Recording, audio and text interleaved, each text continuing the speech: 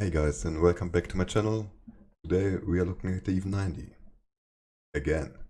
So we're playing on Fisherman's Bay.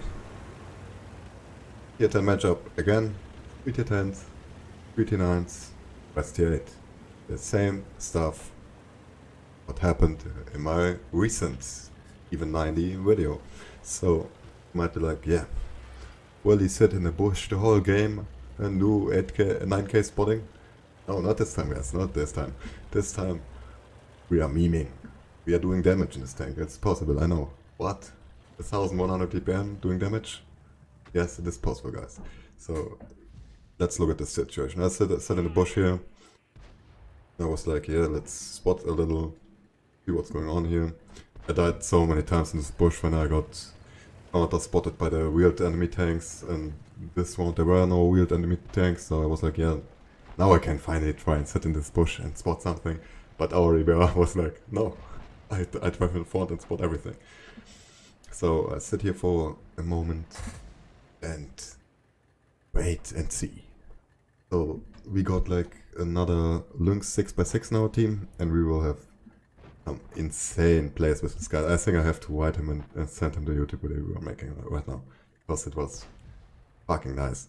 Lasik, if you're watching this, hello, was a blast playing with you, dude. So, in this bush, not a lot happens. I just sit here and be a happy camper. Eat some food or something. I don't remember what I was doing. I think I'm not even sure if I played it on stream. I think it might have been on stream. By the way, check out my Twitch channel. And yeah, we are waiting. We are waiting. SDG, I was like quite amazed that he could sit there not getting spotted. But I think he's probably behind the rock over there. I can't really see that. I definitely need to get a free camera modification so I can show that in some of the replays. So Fisherman's Bay, not a very good scout map. I mean, you can sit a little bit passive in the bushes and spot like out those locations and try to spot out those locations, but it's not a good scout map, definitely not. I mean, you can try and take the hill, but that won't work. So in this situation I was like, yeah, let's just go in, get one mag on the E75, and then get out. The Lynx also is coming now and shoots him in the side. And the E75 should be wrecked over there.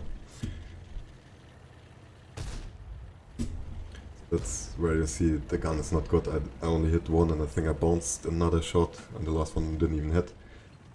So you have to get closer like that to make sure your shot's hitting. But I kinda let the push over here because I think the other lights were like, the even is going on, let's try and finish off this E75, and that's all they did. But might have helped the situation over there. And get around this map, like it's so bad. It's like on this front nothing happens, in the middle not a whole lot happens most of the time, and basically the game is won or lost in the heavy line. If those push through, you might lose, and if you win this side, you win. So now the T49 is over here, and I try to get some damage on him. I do one shot, and I'm quite afraid to get hit by his derpy gun and get like one-shotted because he could potentially one-shot me with the AG. And now the Lynx is coming, and we are like, yeah, come on, let's take him. And we are also communicating with a new communication system, I would say. And this guy had no chance. I think he wasn't aware of what's going on, but it was quite hilarious. And we giving each other the affirmative, and we're like, yeah, let's keep going. And this Lynx, like he's even, that's not all we did together. Like E75 there, now the T49 here, and maybe we will be able to work a little bit more together. Or I clip the 5041. Gets finished off before I can take my second shot. Nice. The clip would have been 2 seconds, I might have been able to get him, but it's 2.5, so unlucky. The enemy heavies won the corner actually, but the score's already 8-4 because our team's like, yeah, come on, let's push this, that's good. Sometimes happens that this side gets pushed, but most of the time there's such camping here that as soon as you drive down you get completely demolished. So on this one it worked, but most of the ones it won't work. So if you're alone and at the start of the game never drive down there, you die. Unless you're a real tank and you're like, oh, do you want to do some hot spot at the start. Now I go for the PTA. That's soft target, so I should be able to hit my shots. But SDG finishes him off before he's able to get return fire on me. It's quite nice. We are sitting on 1800 damage. It's not a whole lot for a tier 8 tank, but for this tank it's quite good. It's way over average. That's heaps of WNAT, probably 3.5k, 4k WNAT. If you're looking at WNAT, if you're not looking at WNAT, then just you don't care. You don't have to listen to WNAT. But I look a little on my WNAT. I like some statistic which gives me something to hold on.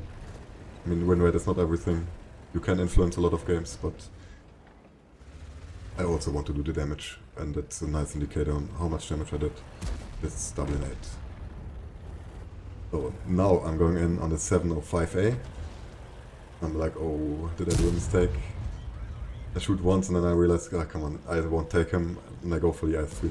I3 is facing backwards, and I got 2 nice shots in, and then I'm like doing the ring around the Rosie, and he has no chance. He has no chance to catch me there. I'm like always be aware where it's going, and I'm like just going the opposite way, and he's like, I think it was quite frustrated playing there against me.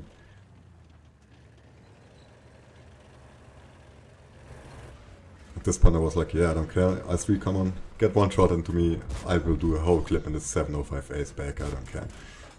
But one shot, of course, was only critical. Nice wargaming.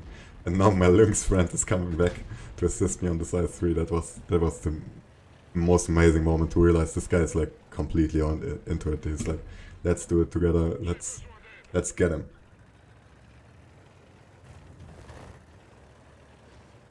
Yes, he doesn't know what to do. He tries to push onto me, and the Lynx kicking his ass, shooting him once. I peek out, I don't care, I take the shot and hope that my Lynx friend is helping me to finish him off. Put him in the tracks. Put him in the tracks again. But the Lynx was able to put one shot in just before I managed to do the second tracking shot, and I took him out.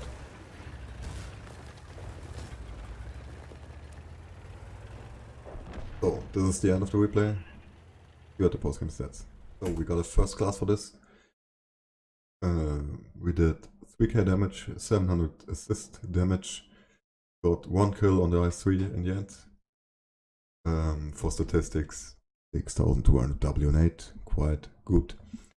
We got no epic medals or something, it's just, I would say a solid round for the ELC 90 on a map like that in a tier 8, tier 10 matchup. It's good shit, it's good shit. So, and now I look at the statistic, guys. Me and my good friend Lasik at the top. Nice dude. He was able to do 4k damage, and I was to be able to do 3k damage. And just look at it. We completely carried those tier 10s through this round. Like seriously, we did 6k combined, and I think our tier 10s were not able to make 6k combined, which is actually completely hilarious. Like 2 tier 8 light tanks that will not have the DPM, not have the penetration doing most of the work. That was just too funny for me. I got 1173 base experience for this, which is also quite good. And I shot 20, hit 18 and penetrated 15 out of those, so it's like 70%, 75% of my shots were penetrating hits. Quite good. This time I got like quite a lot. Ammunition cost 55k, but I was still able to make 40k earning, which is very good for a round like that. But like I said yesterday, I just do it to boost up my crews. It's not like I want to do heaps of credits in this tank. For the credits. So guys, thanks for watching. See you in the next one.